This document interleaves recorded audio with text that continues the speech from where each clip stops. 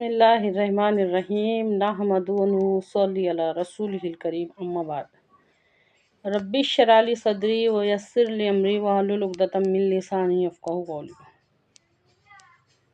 وہ کام جس کو ہم ایک دم معمولی سمجھتے ہیں، وہ بات جس کو ہم ایک دم معمولی سمجھتے ہیں، خود غرضی، اچھی طرح سے سمجھیے اس کو۔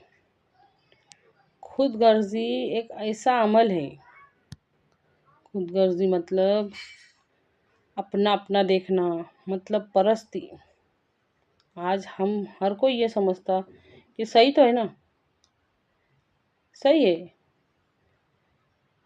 اس میں بڑی بات کیا ہے، اس میں غلط کیا ہے؟ غور کیجیے اس بات میں۔ خود غرضی ایک ایسا عمل ہے جو ہمارے اندر بھلائی کے جذبات رہتا، ہمارے اندر جو بھلائی کے جذبات ہوتے ہیں ان کا اندر ہی اندر گلا گھوٹ دیتا ہے، گلا گھوٹ دیتا ہے۔ گلا گھوٹنے کا مطلب تو آپ لوگوں کو اچھی طرح سے سمجھتا ہوں نا۔ خود غرضی ایک ایسا عمل ہے جو ہمارے اندر دوسروں کے واسطے پلنے والے بھلائی کے جذبات کا اندر ہی اندر گلا گھوٹ دیتے ہیں۔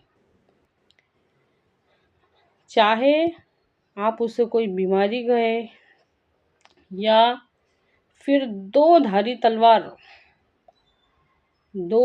ایسی تلوار جو کہ اسلام کے تعلیمات کے خلاف ہے، اسلام کی تعلیمات کو کاٹ دیتے ہیں۔ اچھی طرح سے سمجھے اس بات کو، یہ معمولی بات نہیں ہے۔ اگر انسان اپنے ایک کھول کے اندر سمٹ جائے گا تو وہ باہر دوسروں کے بارے میں سوچیں گا کیوں؟ یہ خود غرضی ایک ایسا عمل ہے جو ہم کو بالکل بھی دوسروں کے بارے میں سوچنے نہیں دیں گی۔ ایک طرف یہ بات کو رکھو اور ایک طرف اسلامی تعلیمات کو رکھو۔ ایک مسلمان دوسرے مسلمان کا بھائی ہے، خود غرض انسان کیوں بھائی کے بارے میں سوچیں گے؟ خود غرض انسان دوسروں کے بارے میں نہیں سوچتا۔ تم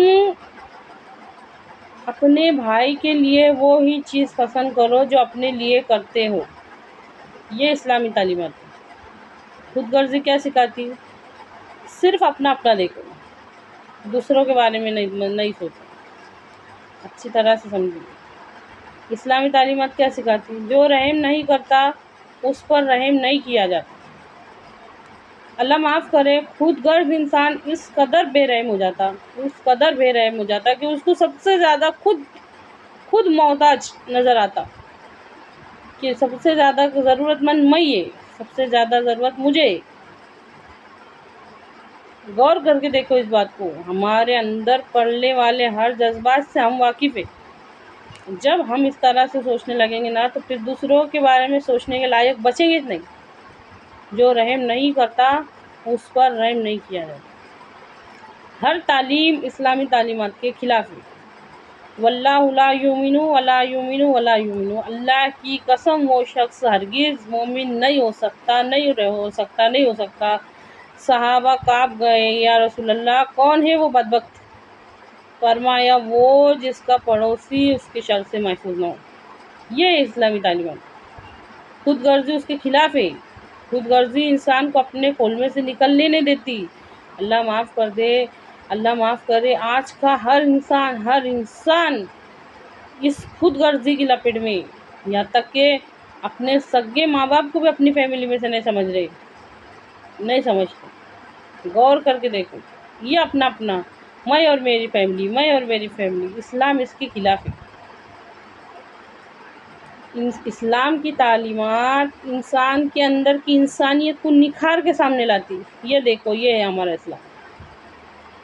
ہر تعلیم کو، مظلوم کی بدوا سے بچو، دوسروں کا سوچ۔ اس میں بھی آتا کہ نہیں دوسروں کا سوچنا؟ کیونکہ اس کے اور اللہ کے بیچ میں کوئی پردہ نہیں رہتا۔ غریبوں کے بارے میں سوچو، یتیموں کے بارے میں سوچو، بیواؤں کے بارے میں سوچو، دوسروں کے بارے میں سوچو۔ ہمارے نبی صلی اللہ علیہ وسلم پورے دن بھر دین کا کام کرتے تھے، دین سکھاتے تھے، دین سمجھاتے تھے، دین کا کام کرتے تھے، اور رات کو اللہ کی عبادت میں کھڑے رہتے تھے۔ رات کا تھوڑا سا کچھ حصہ سونے میں گزارتے تھے، باقی اللہ کی عبادت کرتے تھے۔ ہمارے دین نے ہم کو خود غرضی نہیں سکھائی، اچھی طرح سے سمجھے اس بات، اور ہم اس کو نا ایک دم معمولی گناہ سمجھتے۔ معمولی کیا، ہم تو اس کو گناہ ہی نہیں سمجھتے۔ خود غرضی یہ تو اپنا حق ہے، یہ تو صحیح ہے نا، اگر میں اپنے آپ کا نہیں سوچوں گا تو کون سوچوں گا؟ نہیں، ایمانی تعلیمات اور اسلامی تعلیمات اس کے خلاف ہے۔ اللہ بہت بڑا ہے، اللہ کے بھروسے پہ آج کا ہر انسان اس قدر خود غرض ہو گیا ہے، اس قدر خود غرض ہو گیا، اللہ معاف کرے، کہ ہر کوئی اپنے اپنے چکر میں اپنے اپنے پاس سمیٹنے میں لگا ہوا ہے، اور وہ ایک کھول میں سمٹ گیا ہے، جس کی وجہ سے دوسروں کی ضرورت سے کوئی دلچسپی نہیں ہے۔ معاشرہ بے رحم سے بے رحم ہوتا جا رہا ہے۔ یہ میں اور میری فیملی، اچھی طرح سے سمجھیے اس بات۔